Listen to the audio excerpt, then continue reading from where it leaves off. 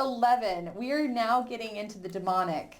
The demonic was hinted at much earlier in the narrative, in which we heard things like Lisa saying she was haunted by devils, and questions about whether the human heart is the battlefield between God and the devil. And now we have Lisa and Alyosha again dreaming about devils, she says. This is 583 through 584. She's saying that the devil makes her do the things that she does, and sometimes she imagines that she crucifies Christ herself while she sits and eats pineapple compote. That's a really disturbing image. Lisa takes on a really disturbing presence here. In some ways, she's like Kolya, who's inherited the talk of Ivan, and she's being driven by this influence that Ivan's having on her. So Ivan and Alyosha are having an influence on her, and she's trying to choose who to act like and what to desire. And she gives a letter to Alyosha, who is supposed to be her betrothed, to give to Ivan. And in this way, she's hurting. It's Nadriv. She's trying to hurt Alyosha, to hurt herself, because she doesn't feel like she deserves Alyosha.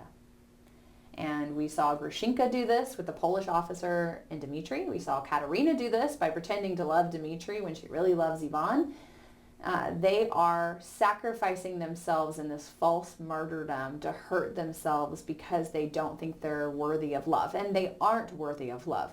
But the response is, when you realize you're not worthy of love, you throw yourself down, the way Dmitri has now learned to do, and where Alyosha has learned to do. But these other characters have not learned to throw themselves before the holy things and admit that they're not worthy, and thus receive the grace that would make them worthy. As soon as Alyosha leaves, she is angry with herself for doing this, and she slams her finger into the door and crushes it with all her might until it's blackened and oozing with blood under the nail. And then she just whispers, mean, mean, mean, mean. Here we have the same Karamazov idea of I'm a scoundrel, I'm an insect. Nadriv is caused by hating oneself, and if we don't deal with this hate, if we hide or lie to ourselves, as we heard from Zosima warning us, if you lie to yourself about who you are, you will start to believe the lie and you will lose your capacity to love. And we see it as a warning in Lisa's character. We see how it has become full-blown in Smerdyakov. So if Lisa and Kolya are kind of the early models, they're the young children who are perhaps being poorly influenced by Ivan, we see the worst of his fruit being borne out in Smerdyakov. Smerdyakov wants to be like Ivan, and he has been imitating him to the utmost. He feels like they are co-conspirators in the murder of Fyodor, and this comes out in Book 11. Ivan visits him 3 times. You'll notice there's this structure of 3 throughout Dostoevsky, and as I mentioned earlier, Dostoevsky is intentional with how he numbers things and structures things. So he has the 3 torments of Mitya. We have the 3 visits to Smerdyakov, and these 3 visits more and more come out. At first, Smerdyakov and Ivan are talking, and Smerdyakov assumes that he knows what Ivan knows and that they're thinking the same thing. But Ivan doesn't want to admit it. On 6:17, he says, if it was not Dmitri, but Smerdyakov who killed father, then I'm in solidarity with him. I'm a murderer too. I'm complicit. And this is going to be a problem for him, because if he's complicit in this, then he is deserving of the same punishment. He'd have to step in and take the place of his brother. Before these encounters happen, before Ivan must face this truth about himself, Alyosha speaks prophecy over him in a way trying to protect him from listening to this way of thinking. And he tells him on 6:01, it was not you who killed father. What's interesting is he doesn't say who it was that killed father. He actually says, you know who killed father, but it was not you. And yet it sounds like he's also saying it was you, but it was not you who killed father. So he wants to be able to free him from the conviction that's going to come upon him about being complicit and being guilty. he wants him to understand where that guilt is coming from and why he should be guilty, but at the same time to save him from the suicidal impulse perhaps that would overtake him, that does actually overtake. I mean, of course it overtook Dmitri at one point and then he gave it up. It's going to overtake Smerdyakov, and Smerdyakov's going to hang himself. But Alyosha wants to save Ivan from the same fate. Smerdyakov has completely bought into Ivan's way of thinking that everything is permitted. He repeats those lies to Ivan, and he says that it is you yourself are the most lawful murderer. He also condemns him, and it says, you yourself are the most like your father. You are the most Fyodor Karamazov-like. That's 632. It's you of all his children who came out resembling him the most. You have the same soul, sir. And Ivan shakes his head and says, perhaps I was guilty. Perhaps I really had a secret desire to kill my father. But I swear to you, I was not as guilty as you think. No, I did not put you up to it at all. And I shall give evidence against myself tomorrow, 631. And that becomes the question, will he actually give evidence against himself? And if so, would it be redeeming for him? Would that be a descent? Would that be a humbling of Ivan to actually die to himself and stand before the court and say that he is the one who is guilty in part for killing his father? But when he returns home, we get to meet the devil. Now this scene, I wish that we could just read the whole scene out loud. Chapter 9 of Book 11 of the Brothers Karamazov is by far my favorite section of the entire work, because this is the most fascinating devil, I think, in literature since Faust. I love this devil, if you can call it love. I appreciate the literary artistry of this devil, and I think it is theologically rich for how Dostoevsky creates this devil figure. Dostoevsky was worried about his audience at this time. People are not really buying into the idea of the devil, and he wanted to make sure it seems almost like it's a psychological aberration. He opens the scene by saying, I am not a doctor. So that's our narrator talking. I am not a doctor, but nevertheless I feel the moment has come when it is decidedly necessary for me to explain to the reader at least something of the nature of Ivan Fyodorovich's illness. Well, where have we heard words like ill before? As I tried to explain this understanding of sin, in Dostoevsky, illness is wickedness. I'm a sick man, I'm a wicked man, as he says at the start of Notes from the Underground. And here we have Ivan Fyodorovich being ill, which the readers can accept that this is a hallucination, that he is mentally unstable, but at the same time we should equate illness and wickedness in our heads.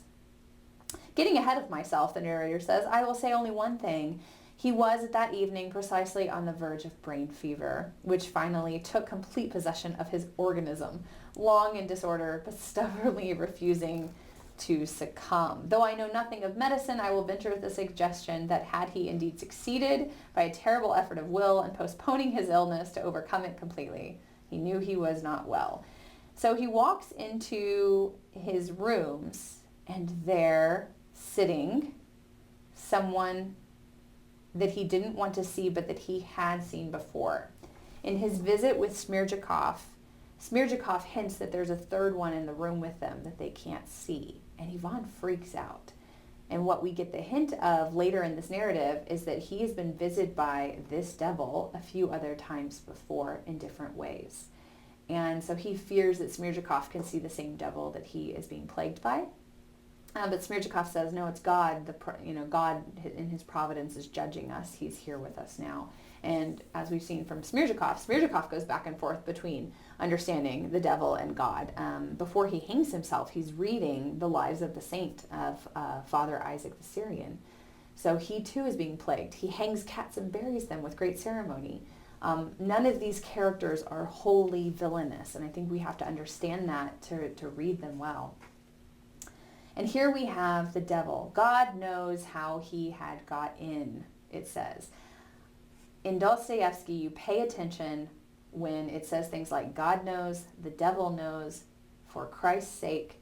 We have to pay attention to those little epithets because they're pointing out the truth of things, even though they're being used offhandedly. Dostoevsky himself is not writing them offhandedly. It is true that God knows how the devil got in. He'd not been sitting in the room when Ivan came back from Smerdyakov. It was some gentleman, or rather a certain type of Russian gentleman, no longer young, with not too much gray in his dark, long, and thick hair, and he had a pointed beard.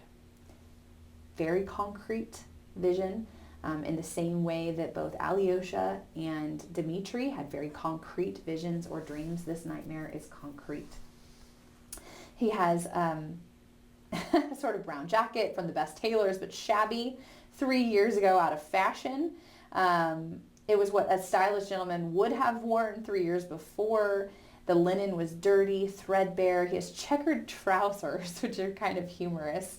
Too light, too narrow, a style that no one else wears anymore, soft, downy white hat.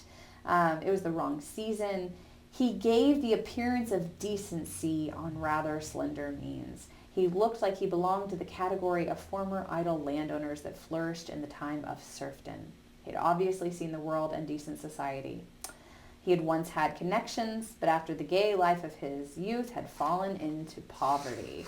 So this character is given as though he's a certain kind of actual person among the Russian gentry, and yet he doesn't quite fit in. There's something off about him, like a devil trying to be a human, trying to understand what humans wear, the way that humans act, the way that humans talk, but it's not completely form-fitting to him. He's not a human being, and I think we get that uneasiness here just in these descriptions.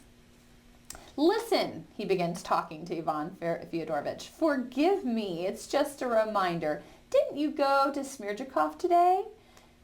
Why does he begin this way? As though they're continuing a conversation that they already started earlier.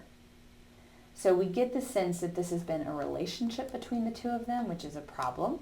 Ivan knows that he's delirious and begins to say things like, they're going to take me to the madhouse. This is just a fantasy. He yells, you are a lie. I do not take for a moment that you are the truth. You are my illness. You are a ghost.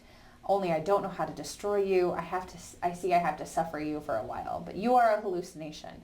You are the embodiment of myself, but only one side of me, of my thoughts and feelings, but only the most loathsome and stupid of them.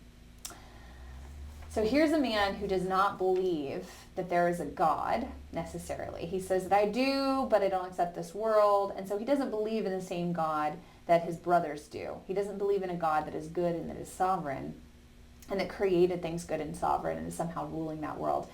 He has a false vision of God that's being understood according to his Euclidean mind. Well, where in a Euclidean mind does the concept of a devil fit? It has to be illness, brain fever, and hallucination. It has to be you talking to yourself. A devil doesn't fit anywhere else. And yet here he is. And he's bothering Ivan, and he's saying things to Ivan. What we get the sense of is that the devil here is more than a hallucination, but it is a parasite. It is nothingness that detracts from Ivan's being. It is the loathsome and worst of himself that he has been letting take over. And it is growing stronger and stronger by him letting it be this way. And of course, this is a humorous devil. We don't have time to go into all the different ways that this is a sponge devil. Even the sense that he used to have these connections, he used to be highly regarded, and now he's sponging off people. Well, he's parasitic. He only has his nature. He says, I wish I could be incarnate. But he's not. He only has his nature by feeding off the nature of other people. And they have a conversation about whether you believe in God. And of course, this has been Ivan's question the whole time. Can people be good without believing in God or not? And he repeats Ivan's ideas back to Ivan and makes Ivan reconsider them, hearing them from the devil's mouth. He talks about the Grand Inquisitor. He talks 649. God and immortality do not exist. And the new man is allowed to become a man-god. Not the God-man, as in Jesus Christ, but an antichrist, the man-God. There is no law for God, and everything is permitted. So if we can get rid of God and immortality, then we don't have to worry about how we act in this world. We can be autonomous individuals. And here, of course, The dream ends with Ivan jumping up, looking around wildly, Alyosha showing up to say that Smirjakov has hung himself. And everyone begins to wonder, what then will Ivan do? After this nightmare, he seems delirious. He's very sick. He is so possessed at this point, that how is he going to get out of it? Is there any hope for Ivan? Is there any hope for anyone who is so demonically possessed that he doesn't believe it, that he has lied to himself so much? Can he discern the truth any longer? Does he have any more the ability to love? And I guess we'll have to wait for book 12 to find out.